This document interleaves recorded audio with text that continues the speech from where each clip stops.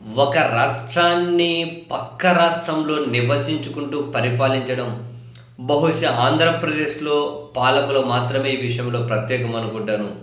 దేశంలో ఎక్కడా కూడా ఇటువంటి పరిస్థితి ఉండకపోవచ్చు.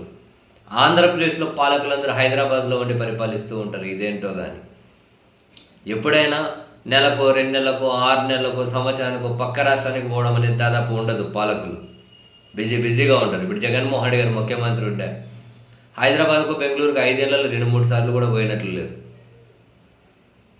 ఇప్పుడు చంద్రబాబు నాయుడు గారు వీకెండ్ వస్తే హైదరాబాద్, నారా లోకేష్ గారు ఇంకెప్పుడు హైదరాబాద్ పోయి వస్తారో తెలియదు. ఎప్పుడు ఇంకో ఉప ముఖ్యమంత్రి అనే వ్యక్తి ఆయన ఆంధ్రప్రదేశ్కి వస్తే స్పెషల్.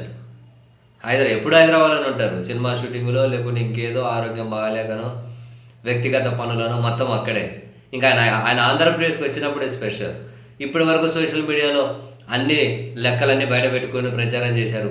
ఈ 16 నెలల్లో 122 సార్లు ఏమో ఆయన ఉప ముఖ్యమంత్రి వచ్చిపోయారు. ప్రత్యేక హెలికాప్టర్లో 122 సార్లు వాడారని చెప్పి ఒక వైసీపీ నేత ఆ వివరాలు బయట పెట్టారు. లోకేష్ గారి 77 సార్లు తిరిగారని, చంద్రబాబు నాయుడు గారి 70 సార్లు హైదరాబాద్కు తిరిగారని, ప్రత్యేక హెలికాప్టర్లు వేసుకొని ప్రత్యేక విమానాలు వేరే లెక్క ఉందని.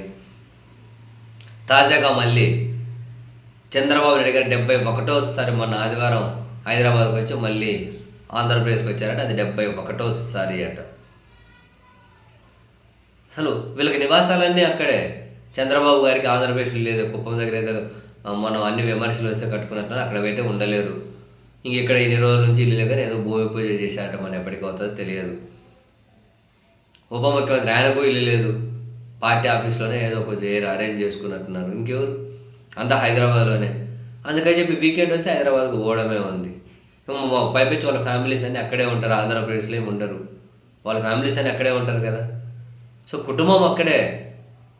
అధికారం, పాలన, వాళ్ళు ఎవ్రీథింగ్ వాళ్ళదంతా ఆంధ్రప్రదేశ్ ప్రజలు చూసుకొని ఆంధ్రప్రదేశ్లో నుంచి పాలిస్తూ ఉంటారు. అసలు 2014లో రాష్ట్రాన్ని విభజించినప్పుడు కేంద్రం 10 సంవత్సరాలు ఉమ్మడి రాజధాని అని చెప్పి హైదరాబాద్ని పెట్టింది. కానీ సరే ఆ ఓటుకు నోటు కేసు అని అదని ఇదని సంవత్సరం తిరగకముందే విజయవాడ హోటల్కి వచ్చి పరిపాలించే పరిస్థితులు వచ్చాయి. వీళ్ళు విజయవాడ హోటల్ ఉండి పాలించారు కదా. ఇప్పుడు ఆ 10 ఏళ్ళ కదా పక్కన పెడితే ఇప్పుడు వీళ్ళు ఇంకా మొత్తం హైదరాబాద్కే వచ్చేసి కుటుంబం వాళ్ళని హైదరాబాద్లోనే, వీళ్ళు మాత్రం ఇంకా ఆంధ్రప్రదేశ్లో 5 రోజులు ఉండాలి, మళ్ళీ హైదరాబాద్కి వచ్చేయాలి, మళ్ళీ వీకెండ్ ఇక్కడ ముగించుకొని మళ్ళీ అక్కడికి పోవాలి. ఏదో సచివాలయ ఉద్యోగులు కదా, అక్కడ ఆంధ్రప్రదేశ్ సచివాలయ ఉద్యోగులు శుక్రవారం సాయంత్రం బస్సు రైలు ఎక్కి మళ్ళీ సోమవారం పొద్దున పోతారు. చూడండి, సేమ్ పాలకులకి అదే పరిస్థితి అయిపోయింది.